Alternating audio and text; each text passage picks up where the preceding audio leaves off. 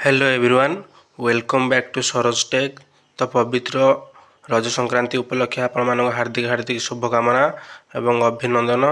तो फ्रेंड्स आज भिडियो आपण एक बहुत बड़ खुशी खबर जहाँकि आपणकर नुआ स्कॉलरशिप स्कीम लॉन्च होता। तो बहुत सारा पिला मानकर मन डाउट था कि सार आपणर जो स्कॉलरशिप स्कीम टी केबे अप्लाई करा जिवो एवं डॉक्यूमेंट्स कौन कौन दरकार कहीं यहाँ बहुत सारा पिला माने समस्ते पाइबे एवं यार जहाँकि किसी स्पेशल अच्छी एलिजिबिलिटी क्राइटेरिया जेपरिक किसी मार्क बेसिस रे आउ समस्त डिफरेंट डिफरेंट मनी आसब समस्त मिल तो सब कोर्स डिफरेंट डिफरेंस मनी आसब। तो तापाई आपण मानू केउं केउं सब डॉक्यूमेंट्स रेडी कर रखि दरकार तो से सब जानिबा। तो ता पूर्व आपण मानक एक छोटिया रिक्वेस्ट जदि आपण माने हम चैनल को प्रथम थर पाए आछंती ताहले चैनल को सब्सक्राइब कर दियंतु एवं वीडियो टी भल लागले वीडियो टी लाइक कर दियंतु सांग मानक मध्य शेयर कर दियंतु से माने मध्य जानि पारबे डॉक्यूमेंट सब कौन कौन दरकार कहीं यहाँ आपण मानक बहुत बड़ खुशी खबर एवं समस्ते पाइबे कहार भी आसबनी बोली कथा नहीं। तो समस्त आसब से समस्त रेडी रुहतु आउ जदि आज जाए तुम आपण मैंने आम चैनल को सब्सक्राइब करना ताहले चैनल को सब्सक्राइब कर दिंतु एवं वीडियो टी लाइक कर दिंतु डिस्क्रिप्शन में दिया व्हाट्सएप लिंक रे आपण मैंने जॉइन हो जातु जहाँ भी किसी प्रॉब्लम अच्छी से जनातु। तो फ्रेंड्स प्रथम आम जाना कि आपणकर जो रजिस्ट्रेशन जहाँकि इम्पोर्टान्स डेट्स पर्टिकुलर इवेंट्स देखिए ऑनलाइन रजिस्ट्रेशन आप स्टार्ट हम 16 जुलाई 2024 रे। तो आउ बहुत कम दिन रहा एवं लास्ट डेट जहाँकि आपणकर 31 अक्टोबर 2024। तो आपणकर 15 जुलाई जाए रजिस्ट्रेशन हम जहाँकि आउ किछि दिन मध्य रजिस्ट्रेशन स्टार्ट हम वेरिफिकेशन हम।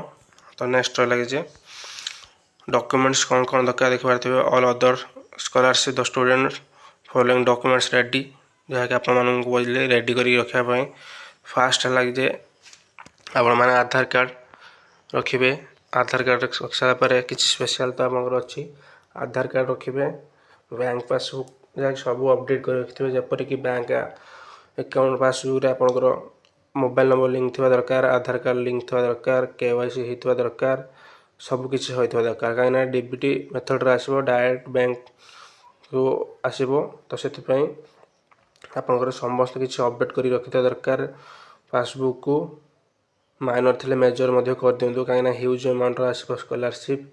तो नेक्स्ट लगे एजुकेशनल डॉक्यूमेंट्स तो आपंकर एजुकेशनल डॉक्यूमेंट्स जहाँकि सर्टिफिकेट जो आपण मैंने जो क्वालिफाई करते 10th हो कि 12th हो कि बीए ग्रेजुएशन जेकोसी भी बीएससी एजुकेशन सर्टिफिकेट से सब रखी थे समस्त सर्टिफिकेट दरकार।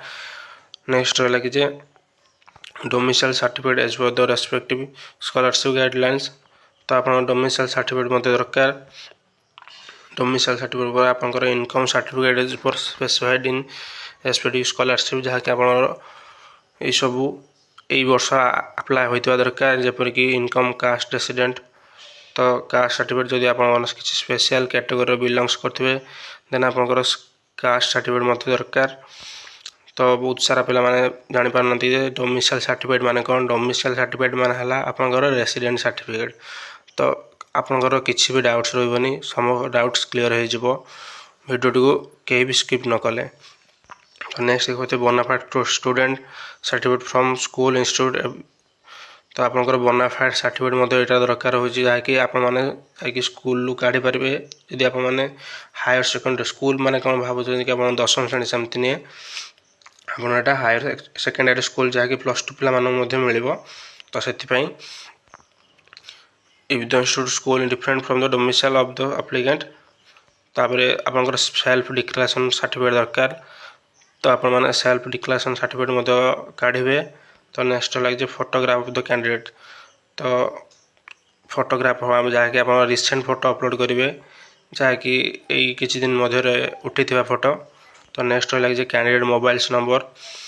तो आप कैंडिडेट मोबाइल नंबर मध्य देवे मोबाइल नंबर दे सारा पर आपनकर जदि अच्छी जहाँकि ईमेल आईडी तो आपण माने ईमेल आईडी मध्य देदेवे जहाँकि सेटा सब किसी अपडेट पाई परिबे ईमेल आईडी रे आपनकर जहाँ भी किसी अपडेट हम जो स्टाटस चेंज होची तो सेटा आपण माने डायरेक्ट जहाँकि एबे होईची जदि आपण किसी टिके चेंजेस हम देन आपनकर मेल को आसीबो सडन मेसेज तो आपण माने चाखिले जानि परिबे कि जे आपनकर कोन होईची कोन नाही। तो नेक्स्ट कथा हला आपण माने सब किछि रेडी करंतु समस्त मिलिबो जहाँकि 20,000 रु 30,000 प्लस टू पिला मानू टिके कम मिलिबो टेक्निकल प्रोफेशनल मिला 20,000 रु 30,000 एवं बीए जो आपनकर ग्रेजुएशन लेवल रहले समान मध्य 10,000 पाखापाखि मिल जिवो।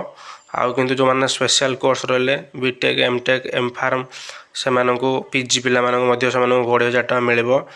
जो माने टिके हायर एजुकेशन पीएचडी पिला से मानू मध्य मिलिबो से मानू टिके हाई अमाउंट मिलिबो। बाकी आउ जो पिला रहले से मानू टिके कम मिलिबो प्लस टू पिला मध्य 5,000 समथिंग मिलिबो। तो एटा 5,000 समथिंग माने एटा भी कहबेनी जे कम अमाउंट एटा भी ह्यूज अमाउंट जहाँकि गोटे पिला पाई। तो समस्ते पाई परिबे समस्ते जल्दी जल्दी डॉक्यूमेंट सब अपडेट रखंतु। आउ आपन रजिस्ट्रेशन एई मास जहाँकि किछि दिन भीतर स्टार्ट हो जो तो डेट आसने डेट आसले मु कन्फर्म कर देबी किंतु खूब जल्दी आपन चली आसीबो। तो फ्रेंड्स ये थला आज वीडियो अपडेट जदि आपन आम वीडियो भल लगी ताहले वीडियो को लाइक कर दिंतु चैनल को प्रथम थर पे आसले चैनल को सब्सक्राइब कर दिंतु सांग मान मध्य शेयर कर दिंतु से मान मध्य जानि परिबे। तो जदि आपन किछि मेजर प्रॉब्लम होईची तो जानि पारुनांती तो आपण माने डिस्क्रिप्शन दिया तो व्हाट्सएप लिंक रे मध्य जॉइन होई आम डायरेक्ट मेसेज कर पारिबे कौन केमती हम सॉल्यूशन आम आपण बतई देबू। तो thanks for watching this video all of you. जय जगन्नाथ हैप्पी रज।